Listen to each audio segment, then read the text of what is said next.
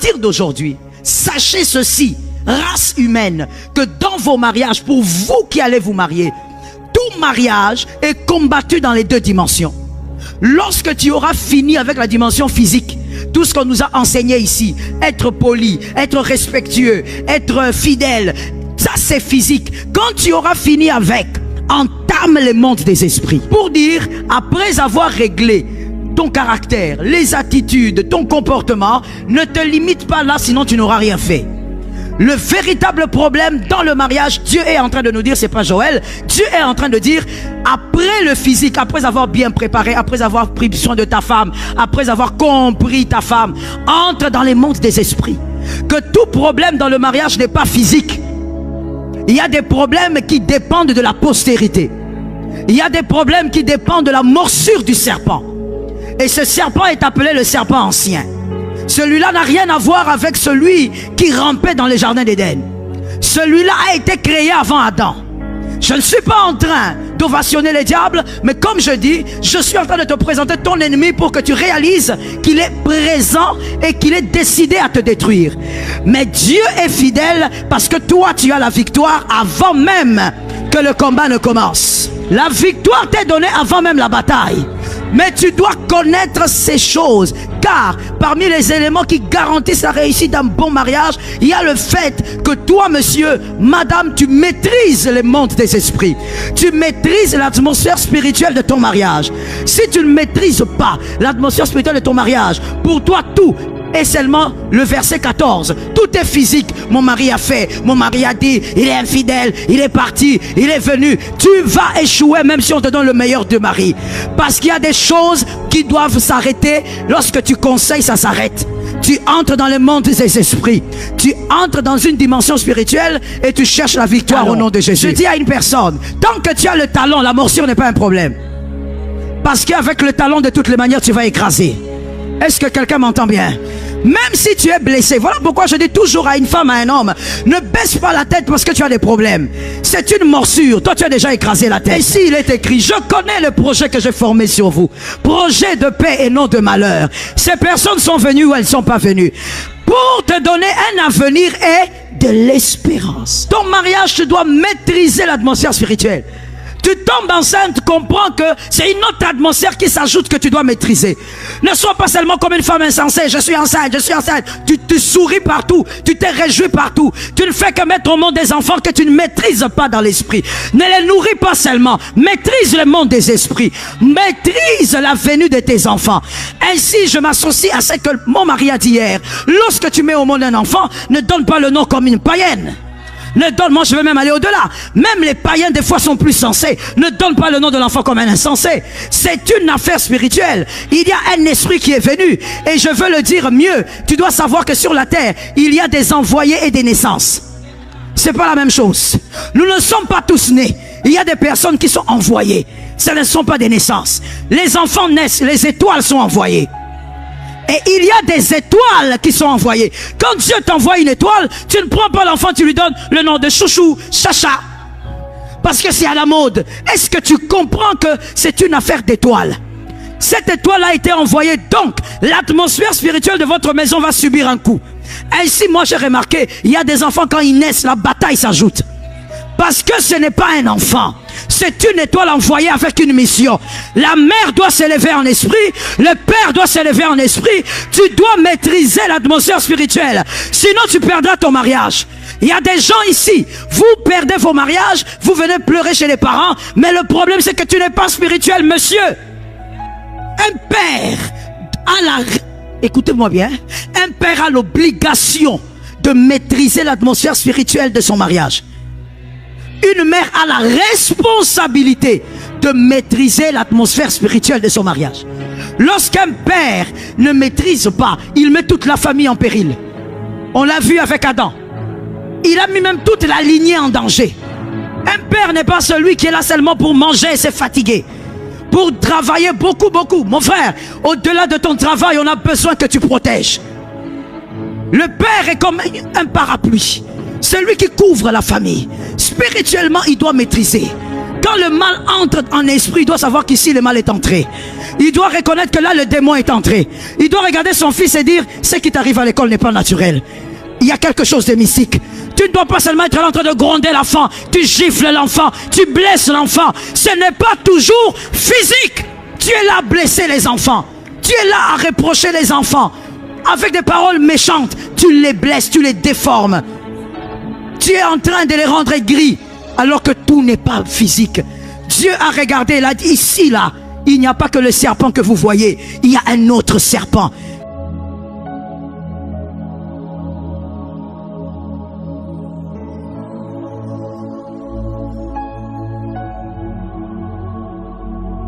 La maîtrise de l'atmosphère spirituelle.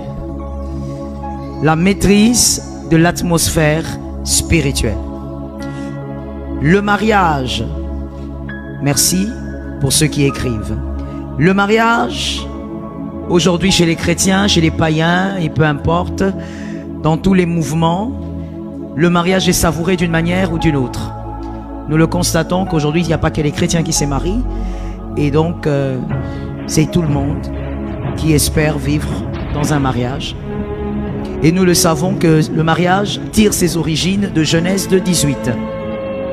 Genèse 2:18, c'est Dieu qui initie le mariage, c'est Dieu qui décide, c'est Dieu qui dit, voici, je veux faire une aide semblable. Voilà pourquoi Adam d'ailleurs, dans tout son orgueil, avait pu dire, c'est la femme que tu m'as donnée. Parce qu'effectivement, Adam n'a jamais demandé de femme, c'est Dieu qui a accordé à cet homme une compagnie.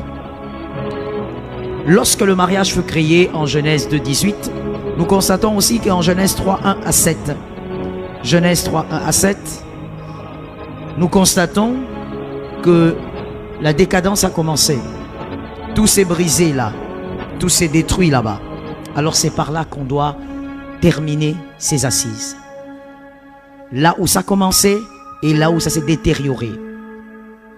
Merci de faire un effort d'avoir une Bible et de vérifier ce que je dis. Genèse 3:1-7. Nous voyons donc que lorsque l'homme avait été créé, le diable était dans le jardin, le serpent était dans le jardin, mais pendant que l'homme avait été créé et comptait même les animaux, nommait les animaux, le diable n'avait rien tenté. Je ne sais pas si vous l'avez remarqué aussi en lisant la Bible. Le diable n'avait rien tenté. Il avait le temps de compter, de nommer les animaux. Il avait le temps de contempler le jardin, de voir ce qu'on lui avait donné. Le diable était là. Mais le diable n'avait rien essayé. Et donc, on peut écrire et on peut retenir pour la vie que le mariage amplifie la colère du diable. Lorsque le mariage est arrivé, lorsque la femme est arrivée, au fait, ce n'est pas la présence de la femme en tant qu'individu, c'est le fait que Dieu a créé une institution. Dieu a uni deux personnes. C'est ce qui a amplifié la colère du diable. Donc, célibataire, vous êtes combattu, marié, vous êtes doublement combattu. Le diable est venu lorsque le mariage avait été institué. Le mariage amplifie la colère du diable. Je pourrais même aller plus loin pour dire, tout ce qui est censé vous bénir créera une bataille dans le monde des ténèbres. Je répète cela pour celui qui dormait. Tout ce qui est censé vous bénir, petit, grand, créera une bataille dans les mondes des ténèbres. Le diable n'a pas besoin de vous voir évoluer pour vous combattre. D'ailleurs, ce n'est pas son système de fonctionnement. Le diable combat avant que vous ne puissiez prospérer. Parce que le diable ne combat pas le visible, il combat l'invisible. En d'autres termes, le diable ne combat pas le fruit, il combat la semence. Ainsi, quelqu'un d'intelligent a compris que s'il faut faire attention à quelque chose, ce n'est pas le fruit. Ne commencez pas à vous agiter en prière quand le fruit d'une chose se manifeste. Commencez à vous agiter quand la sémence est donnée. Parce que le diable combat la sémence. Voici pourquoi je veux dire à celui qui est devant moi, et j'espère que c'est pour vous, c'est que Dieu va vous donner, garder. C'est que Dieu va vous accorder, que ça soit petit, grand, que ça soit visible ou invisible. D'ailleurs, ça commence dans l'invisible. Au nom de Jésus, soyez capables de garder. Merci, dis à ton frère, il faut garder. Tout ce qui viendra du ciel, garde cela. Car un homme a dit, Jean-Baptiste a dit, l'homme ne reçoit que ce que le ciel a libéré. Donc nous comprenons que cela vient du ciel et en d'autres termes, dans la Nouvelle Alliance, cet homme voulait simplement dire, cela vient de l'invisible. Tout ce qui viendra de l'invisible, sois capable de le garder. Je reprends parce qu'il y a quelqu'un qui dort. Tout ce qui viendra dans l'invisible, sois capable de le garder. Je reprends, il y a une autre personne qui dort. Tout ce qui viendra dans l'invisible, sois capable de le garder. Et ce que tu vas garder, sois capable de voir la chose prospérer. Que la chose ne meure pas entre tes mains. Tu as compris? Que la chose ne meure pas entre tes mains. Que la chose ne s'effrite pas entre tes mains. Que la chose ne disparaisse pas entre tes mains. Lève ta main droite et dis avec moi, je garde ce qui vient du ciel. Est-ce que tu as parlé avec autorité? Répète, je garde ce qui vient du ciel. Tu gardes ça. Petit ou grand, on ne perd rien. Est-ce que quelqu'un m'entend? Il n'y a pas d'enfant sans embryon. Et donc, on commence par garder l'embryon si on veut avoir le bébé. Il ne faut pas être focalisé sur les grandes choses. Il n'y a aucune grande chose qui commence grand. Toutes les grandes choses naissent petits. Alors, quand la petite chose t'est donnée, décide-toi de ne rien perdre. Que le diable ne t'amène pas à perdre ce que Dieu te donne. Alors maintenant, lorsque le premier mariage a été déstabilisé, voilà pourquoi aujourd'hui on l'a même dit, il n'y a pas de mariage parfait, mais il y a des bons mariages. Alors il a été déstabilisé, qu'est-ce que Dieu a fait? Genèse 3, 14. Donnez-moi ça sur l'écran s'il vous plaît, parce que c'est là que je vais m'expliquer. Genèse 3, 14 jusqu'à 15, on va lire d'abord le 14, voici ce que Dieu décide. Genèse 3, 14. L'Éternel Dieu dit au serpent, suivez très bien s'il vous plaît, puisque tu as fait cela, tu seras maudit entre tous les bétails, que quelqu'un me dise bétail, et entre tous les animaux des champs, tu marcheras sur ton ventre et tu mangeras de la poussière tous les jours de ta vie. La malédiction sur les serpents, et certains théologiens, évidemment c'est divisé, c'est normal, certains théologiens pensent que le serpent marchait avec 2 pieds comme un homme, voilà pourquoi Dieu dit tu ramperas. Parce que celui qui rampe, on ne lui dit pas tu rampes. Certains théologiens disent le serpent marchait. D'autres théologiens disent les serpents avaient des ailes. Ça dépend, on n'a pas de précision biblique. Mais en tout cas, ce qui est sûr, c'est que le serpent animal ne rampait pas. Il a commencé à ramper par la malédiction.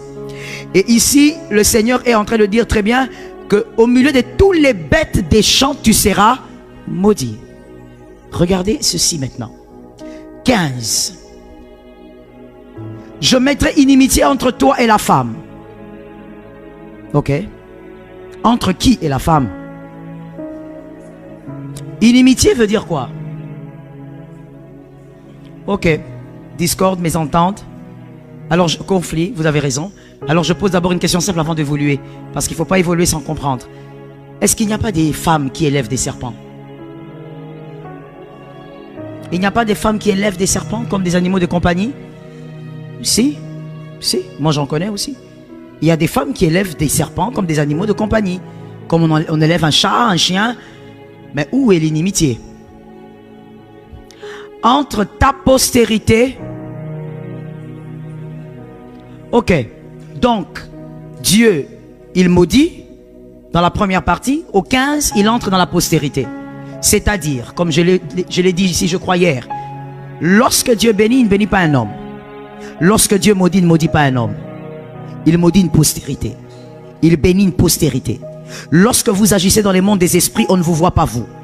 Même le serpent, depuis là, même le diable, Dieu lui a fait comprendre que quand il y a le mal, tu n'es pas le seul. C'est ta postérité qui est dans un mal. Je veux dire quelque chose de choquant, mais c'est la vérité, elle est biblique.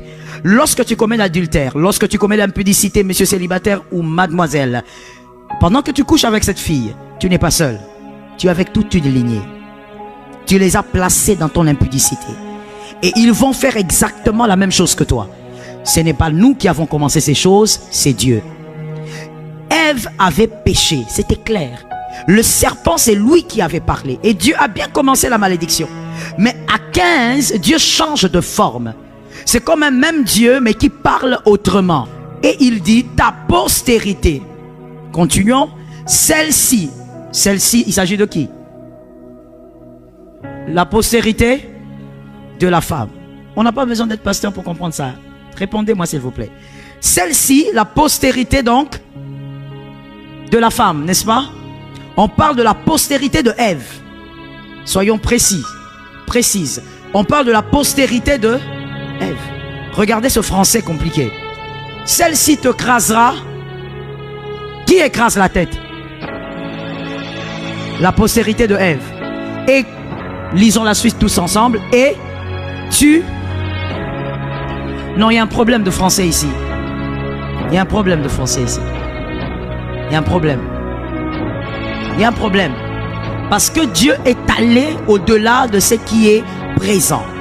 Il est entré dans la postérité. Il dit, la postérité de la femme t'écrasera le talon. Il fallait donc dire que la postérité du serpent, puisque c'est la postérité de la femme qui va écraser, parce que Ève ne sera plus là, ça sera des siècles après. Alors, il faut absolument que celui aussi qui va mordre soit la postérité. Parce que celui-ci ne peut pas rester après des siècles. Le serpent du jardin d'Éden doit mourir. La mort est entrée dans le monde. Donc la mort a frappé aussi le serpent. Alors comment on dit c'est la postérité qui te crasera, mais toi. Donc le tu là, c'est quelqu'un qui ne passe pas. C'est quelqu'un qui ne vieillit pas. C'est quelqu'un qu'on a créé qui n'a pas d'âge. C'est important que quelqu'un me dise Amen. Non, des fois on ne le dit pas et il y a des gens qui se disent quand on dit ça, c'est comme si on amplifie la puissance du diable. Non, on ne peut pas combattre un ennemi qu'on ne connaît pas. Vous allez vous autodétruire. Vous pouvez chasser le démon que vous ne connaissez pas. Mais on ne combat pas dans une bataille un ennemi qu'on ne connaît pas. Chasser un démon et combattre, c'est pas la même chose. Est-ce que quelqu'un m'entend? Goliath, on ne le chasse pas. Goliath, on le combat. Et pour combattre Goliath, il faut savoir qu'il est incirconcis. La seule chose qui avait empêché aux frères de David de faire tomber Goliath et même à Saül, c'est parce qu'ils ne savaient pas, ou peut-être qu'ils n'avaient pas considéré le fait que Goliath était incirconcis. Et donc, combattre ton ennemi n'équivaut pas chasser un démon. Chasser le démon est très facile. Peu importe qui il est, tu le chasses au nom de... Mais la bataille, c'est quoi la différence? La bataille s'est installée un jour dans votre vie. C'est ça. La bataille est quelque chose qui s'installe dans votre vie. Ça peut être commencé avec vous, avec des ancêtres. C'est quelque chose qui est dans votre vie. Elle a des racines. On ne la chasse pas, on la combat. Et pour combattre, il faut connaître son ennemi. Dis à quelqu'un, tu dois connaître ton ennemi. Et donc par là nous comprenons que Dieu est en train de parler de la postérité qui va écraser, mais l'ennemi reste le même. C'est toujours le même serpent. Alors regardez ceci. Dans le 14, Dieu dit, tu ramperas, tu mangeras, je te maudis. Dieu parle de tout ce qui est physique. Dans le 15, Dieu quitte le physique. Il entre dans le monde des esprits. Voilà pourquoi il ne parle pas du serpent qui rampe. Il parle d'un serpent qui n'a pas été créé dans le jardin. Il parle d'un serpent qui n'a pas d'âge. On ne connaît pas l'âge de Lucifer. On ne sait pas quand il a été créé. Il parle d'un serpent qui n'a pas de ventre. 14, il maudit le ventre. 14, il maudit le manger du serpent. Il est dans le physique. Dieu est en train de nous dire comme un bon père et comme une bonne mère, parce qu'il s'est enseigné et il s'est instruit. Il est en train de nous dire qu'à partir d'aujourd'hui, sachez ceci, race humaine, que dans vos mariages, pour vous qui allez vous marier, tout mariage est combattu dans les deux dimensions. Lorsque tu auras fini avec la dimension physique, tout ce qu'on nous a enseigné ici, être poli, être respectueux, être fidèle, ça c'est physique. Quand tu auras fini avec, entame le monde des esprits. C'est pourquoi la malédiction de Dieu a commencé avec ce qui était physique.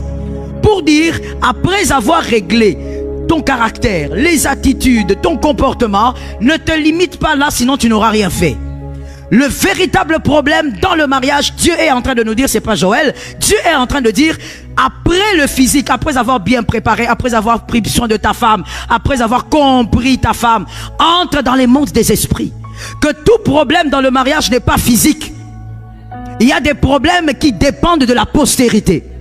Il y a des problèmes qui dépendent de la morsure du serpent. Et ce serpent est appelé le serpent ancien. Celui-là n'a rien à voir avec celui qui rampait dans les jardins d'Éden. Celui-là a été créé avant Adam.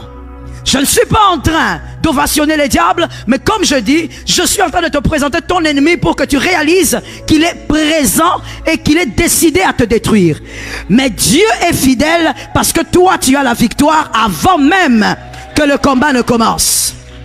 J'aime ton amen. La victoire t'est donnée avant même la bataille.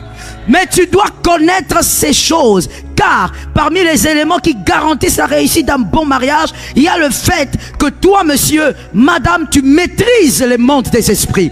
Tu maîtrises l'atmosphère spirituelle de ton mariage.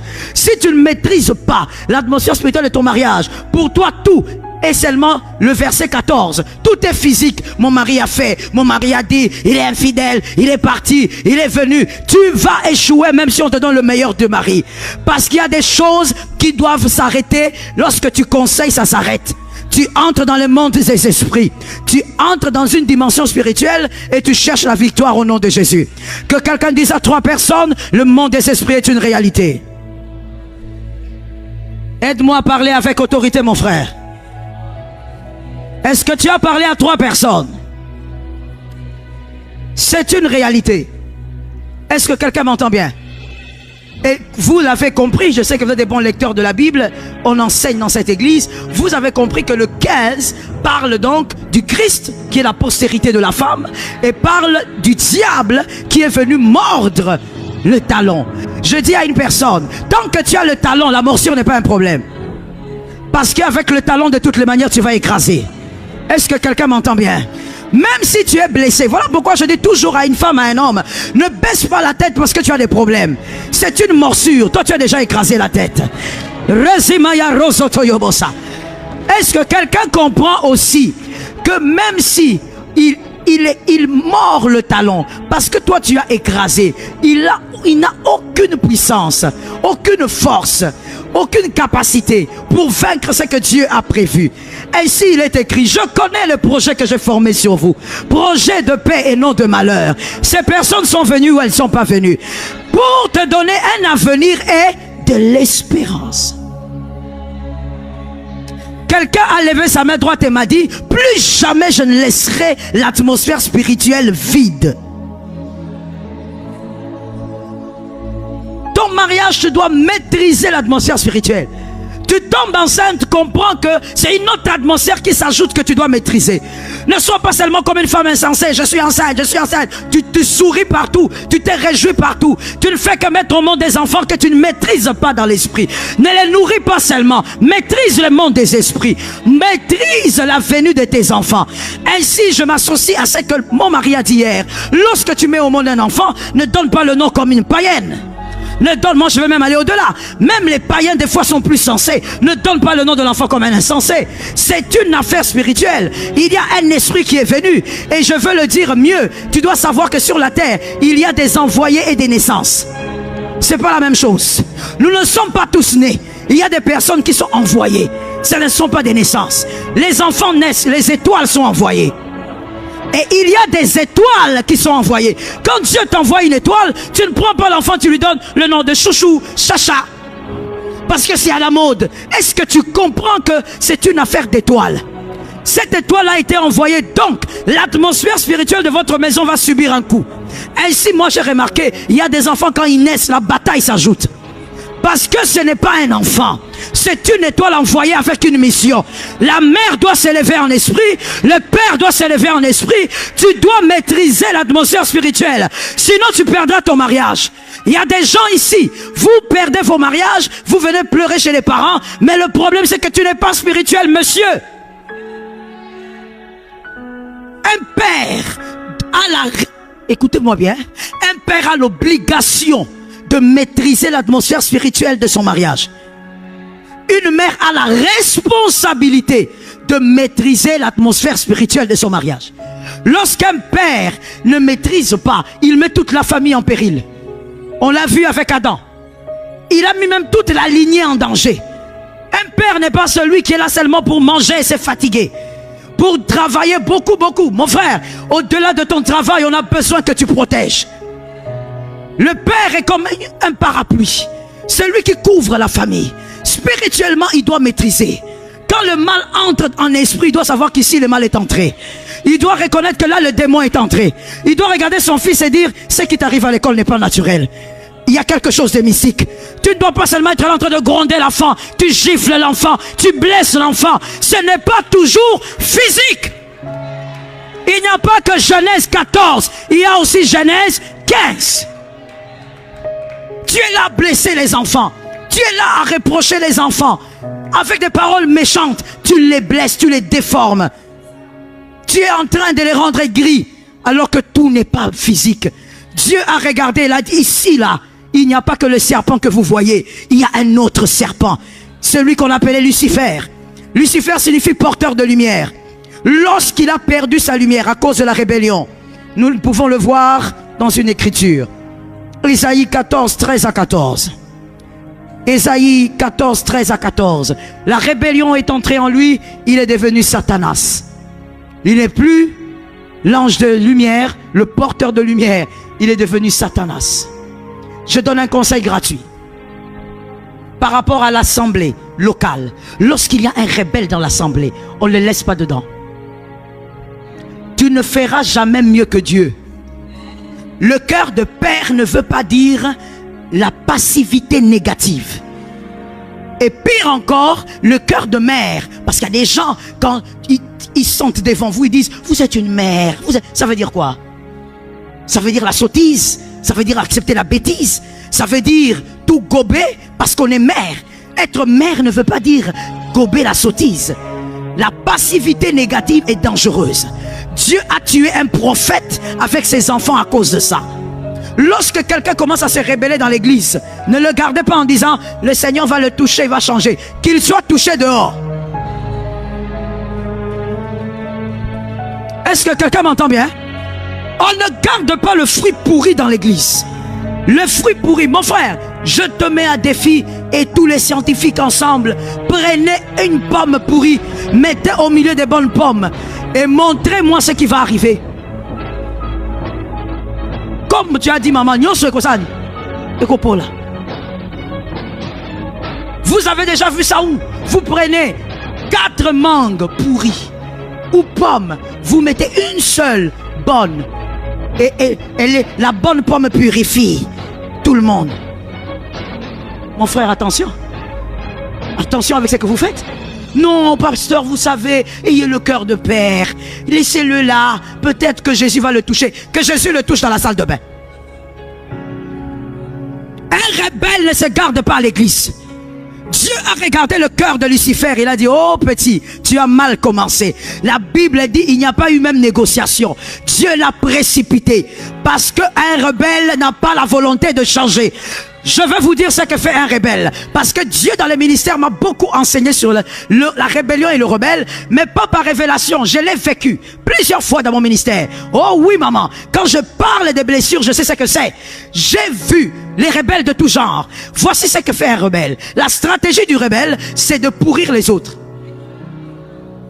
La stratégie du rebelle, quand il est célibataire, c'est de draguer les filles pour partir avec.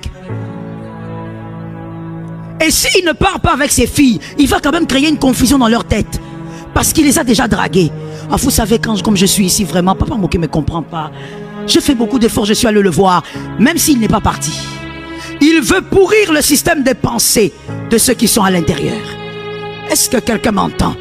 Un rebelle, même si tu as fait 15 ans avec, s'il commence la rébellion, mets-le dehors. Que Jésus aille le toucher là-bas. Que l'intercession de l'église commence à prier pour que Dieu le touche là-bas. Quand il va guérir,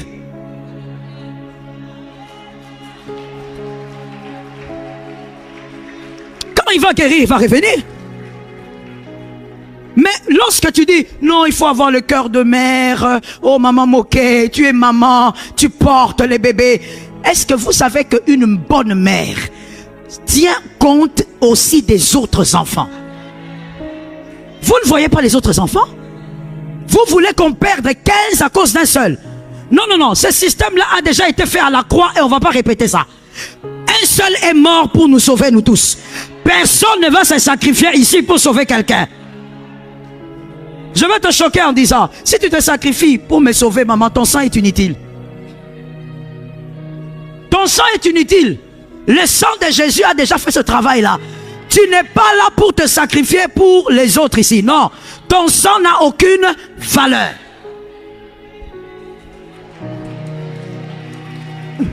Aux rebelles, ne donne pas ton oreille aux rebelles. Parce que tu ne sais pas ce qu'il est venu. Vous savez, c'est pourquoi je vous dis, il faut connaître votre adversaire. Vous subissez une bataille, mais sachez que celui qui vous combat ne subit pas. Celui qui vous combat s'est préparé, vous a étudié. Il sait ce que vous aimez, ce que vous n'aimez pas. Pourquoi je parlais de Lucifer comme étant le serpent ancien? Pour seulement vous faire comprendre que face à toutes les naissances, depuis Adam, qui a été créé, Lucifer était présent. Il n'est pas d'aujourd'hui. Ne joue pas avec lui. Hier, je disais, je ne sais pas comment tu peux vivre dans un pays de francs-maçons comme ça et ne pas prier. Je te l'avais dit. Le diable n'est pas ton ami. Tu crois que tu vas te marier calmement? Tu vas faire des enfants calmement? Oui, mais peut-être que ce n'est pas ton accouchement qui l'attend. C'est la croissance de tes enfants. Il dit qu'elle ait des enfants, qu'elle mette au monde sans problème, mais qu'on voie ses enfants réussir. Tu es là, tu as 45 ans, mais ta vie est floue. Tu te réveilles à 5 heures du matin, tu vas dans ce boulot-là. Ce boulot-là, tu travailles avec des gamins de 20 ans. Tu dis c'est normal parce que bon, ici c'est comme ça. Mon frère, des fois il faut réfléchir. Il faut réfléchir. Le serpent ancien, il n'a pas commencé avec toi. Le diable n'a pas commencé avec toi. Il a vu la création. Il a vu les gens naître. Il a vu comment Dieu choisit les hommes. Le diable n'a pas besoin d'une... Voilà pourquoi, my God, que Dieu nous délivre du mal. Que Dieu libère nos intelligences. Lorsque tu dis à quelqu'un, non, attention, ne donnez pas la prophétie comme ça parce que le diable peut entendre. Comment on peut être vraiment... Oh, je refuse de dire ce mot-là. Non. Ça veut dire que tu ne lis pas la Bible à ce niveau-là. Tu crois que le diable a besoin que moi j'ouvre ma bouche pour te dire Dieu va t'élever, pour que le diable le sache? Le diable a vu Dieu marcher avec Samson. Il a vu Dieu marcher avec Moïse. Il a vu Dieu marcher avec Élie. Le diable a vu comment Dieu choisit et comment Dieu évolue. Il n'a besoin d'aucune prophétie pour savoir ce que Dieu fera avec toi. Il n'en a pas besoin. Il a vu Dieu marcher avec tous ces vaillants que toi aujourd'hui tu idéalises. Il n'a pas besoin d'une prophétie pour savoir si toi tu es différente ou pas. Il suffit qu'il voie les départs. Il saura que ici là c'est mon problème. Dans cette famille c'est cette maman ici qui est mon problème. Dans cette famille c'est cette soeur ici qui est mon problème. C'est ce garçon qui est né qui est mon problème. Parce qu'il est là depuis. Il a suivi les hommes. Il a étudié les hommes et comment les combattre. Que Dieu te donne la victoire. Au nom de Jésus, ce matin, nous entrons dans la maîtrise de l'atmosphère spirituelle. Quelqu'un m'a aidé à lever sa main droite, a dit Seigneur, donne-moi la victoire. Et donc, voici, j'ajoute pour dire, le psaume 127.1, le psaume 127.1, une très belle écriture qui nous ramène à Genèse 3, 14 ou 15. Cette écriture dit, donnez-moi l'écriture s'il vous plaît, le psaume 127.1. Si l'Éternel ne... Est-ce que la main de l'Éternel est visible? Donc on est dans le monde invisible. Si l'Éternel n'agit dans ton couple, peu importe quel type de bon caractère tu vas aller te forger, tu bosses pour rien. Apprends à devenir le meilleur mari du monde. Si l'Éternel spirituellement ne tient pas cette affaire, c'est pour rien que tu travailles. Je saute. Si l'Éternel ne garde, donc il bâtit et il garde.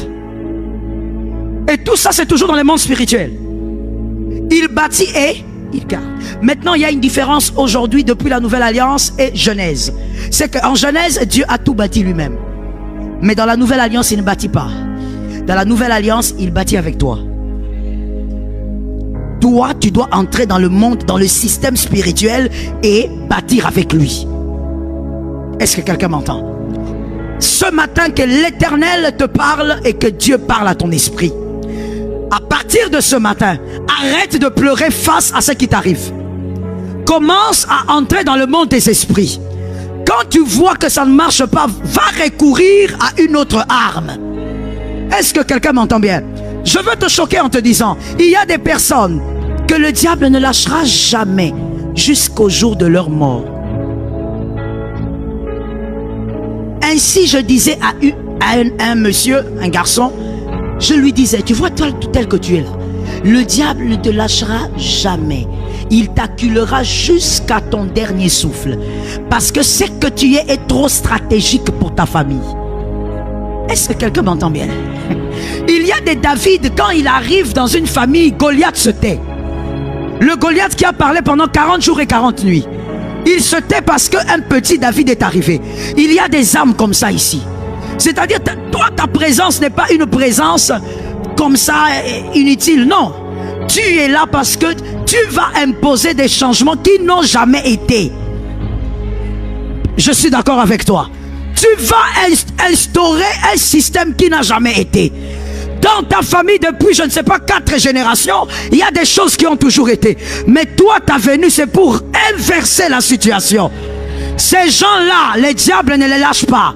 Ainsi, je donne un témoin biblique, il y a un homme que vous connaissez. Il opère dans la dimension des miracles. Il n'y a pas eu miracle comme avec cet homme-là. Dans la dimension même des prodiges. Mais quand il meurt, le diable vient. Il est venu faire quoi? C'est le corps. Je précise, le diable n'était pas venu chercher l'esprit de Moïse. L'esprit de Moïse était entre les mains de Dieu. Le diable cherche un corps. Une enveloppe.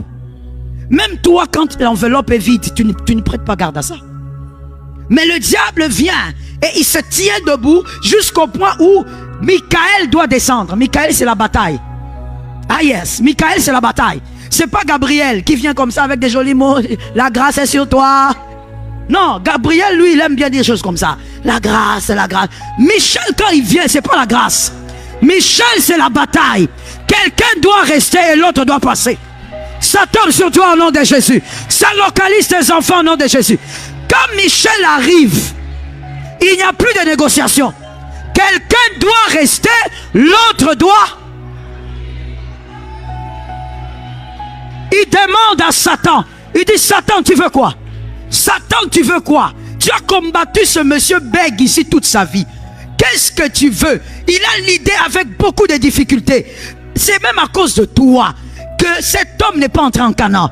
Parce que la colère de Moïse qui avait empêché à Moïse d'entrer. Maintenant, tu veux quoi avec un corps? Je vous pose une question d'intelligence. Le diable est-il esprit? Merci. Il est esprit. Qu'est-ce qu'il va faire avec le corps? Il va mettre ça où? Le corps est physique. Maman, c'était un corps physique. Lui, il est esprit. Jusqu'aujourd'hui, il y a des gens comme toi et moi, on n'a jamais vu le diable.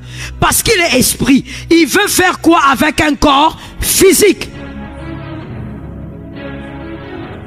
Je veux te dire une chose. Il y a des personnes qui, quand elles commencent l'année, sourire sur sourire, paix sur paix, jusqu'en juin, ça ne veut pas dire qu'elles sont meilleures. Ça veut seulement dire qu'entre leurs mains, elles n'ont pas grand-chose qu'elles vont imposer dans la vie et dans la famille. Mais il y a d'autres, depuis que janvier a commencé, ils n'ont pas la paix. Ils sont acculés la nuit comme le jour. Quand ils traversent la vallée, après la vallée, une autre vallée. C'est parce que toi, il y a des choses qui dérangent le diable. Le diable voit que tu es un problème. Tu es une menace. Je le dis bien, tu es une menace. Maman, voilà pourquoi, comme avec Moïse, le diable touche même à ton corps. Tu dis, mais j'ai le Saint-Esprit, pourquoi est-ce que je suis tout le temps malade? Pourquoi est-ce que le diable accule mon corps? Même ton corps est un problème pour le diable. Il veut te paralyser même physiquement. Mais écoute l'annonce. Il est écrit, les ténèbres ne régneront pas toujours. Celui qui est en vous est plus grand que celui qui est dans le monde. Tu as déjà vaincu cette bataille. Tu es déjà victorieux face à cette bataille. Ainsi, tu peux te poser la question, pourquoi moi, même les petites choses sont combattues? Mon frère, Moïse, Moïse. Tu es de la race de Moïse. On combat même un corps qui n'a plus rien. Même les petites choses sont combattues. Tu vois là-bas, c'est comme si tout est calme. Tout va bien là-bas. Mais chez toi, même dans les détails, tu es combattu. Même pour dormir, ça ne va pas. Non, tu as du prix. Tu as du prix. Tu n'es pas n'importe qui. Tu déranges même quand tu dors. Ah! Tu déranges même quand tu dors. Même dans le sommeil, tu es un problème. Mais je dors. Laisse-moi tranquille. Le diable ne veut pas te laisser tranquille. Tu es une menace. Même dans le sommeil. Mon frère, est-ce que tu sais qu'il y a des gens qui dorment du 1er au 30 sans jamais faire un cauchemar, sans rien du tout? D'ailleurs, il ne retient même pas ses rêves. Si tu lui demandes ce qu'il a rêvé, je ne sais pas. Et il vit comme ça pendant 1 mois, 2 mois. Il n'est pas dérangé. Non, mais attends, tu n'as rien. Tu n'as rien. Toi, tu as entendu, en dehors de Josué et Caleb, est-ce qu'on a cité un autre à côté de Moïse? Mais parce qu'il n'avait rien. On ne cite que celui qui a quelque chose. Lorsque toi, tu dors calmement, le diable vient déranger ton sommeil. Tu as le prix dans cette famille. Et ce qui doit arriver va arriver. Ce qui doit commencer va commencer. Ta mission, tu vas l'accomplir. Est-ce que je suis au milieu des prophètes? Est-ce que je suis au milieu des prophètes? Tu vas accomplir ta mission. Tu vas réaliser ta mission. Tu vas sortir ta famille de cette histoire-là. Ta famille vaincra. Mon frère, je t'avais dit hier, le miracle de Naaman existe. Tu as prié 1 année, c'est pas parti. Ce n'est pas un problème. Le Jourdain est là. Ah, my God. Les lecteurs de la Bible sont où? Tu es entré dans le Jourdain la 2e fois. La lèpre est toujours là. Ce n'est pas un problème. Le Jourdain est toujours là. Ne regarde pas la lèpre. Regarde si le Jourdain est toujours là. 3e fois, le Jourdain. J'entends les prophètes. 4e fois, le Jourdain. Mais où se trouve la lèpre? Sur vous. La lèpre est toujours là. Hein? 5e fois, où se trouve la lèpre? Sur le corps. 6e fois. Vous voyez quand vous faites tous ces 6 fois-là, le monde vous regarde. Ah! Et aussi les moquer. Depuis des années, toujours les mêmes choses. Oh, Dieu va faire. Ah! On est ici depuis des années. Qu'est-ce que Dieu a fait? Tous les hommes de Dieu disent la même chose. C'est la 6e fois. Le Jourdain est toujours là. À la 7e. À la 7e. À la 7e. À la 7e. Le Jourdain termine la situation. L'affaire est terminée. Dis avec moi l'affaire. L'affaire.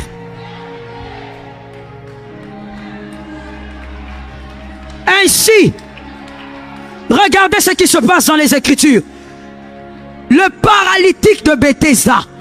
La Bible dit qu'il était malade depuis 38 ans. On parle du temps de la maladie, mais on ne parle pas de son âge. Si la maladie avait commencé quand il avait 15 ans, supposons 38 ans de maladie plus 15, ça fait combien?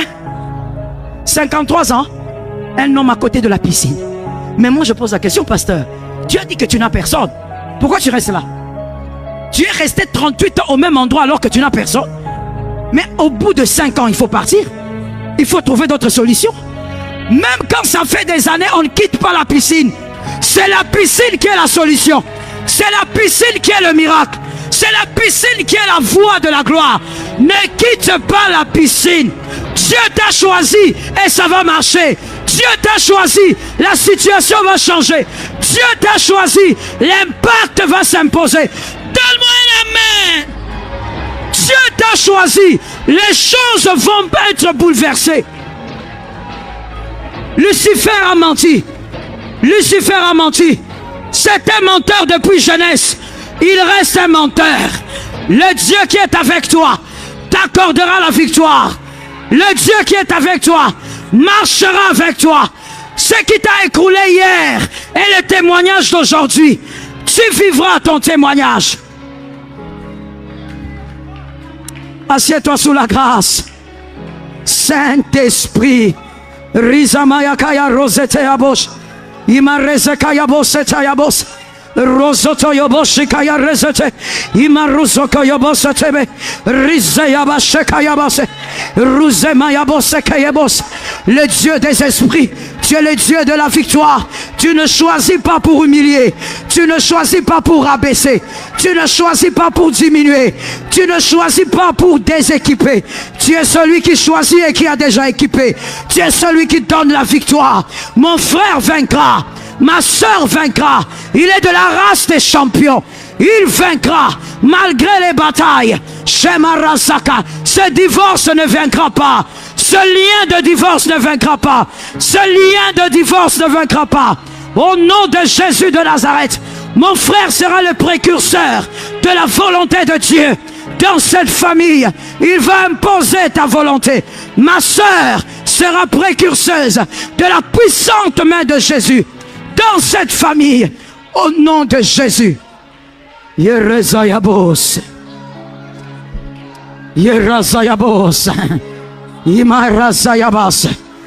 Alléluia. Shababa imosayabas. Shamayabayabos samayas. Ikeyesa. Le ciel est favorable. Le Dieu qui donne la victoire. La bataille a fait 10 ans, mais il est le Dieu de la victoire.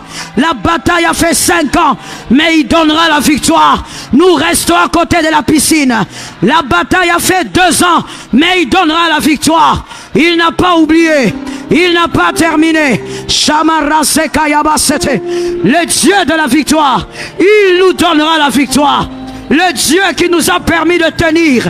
Tu n'es pas mort hier parce que tu vaincras aujourd'hui. Tu n'es pas mort avant-hier parce que tu vaincras demain. Cette situation n'a pas pu te tuer parce que tu es l'étoile majeure. Tu vaincras.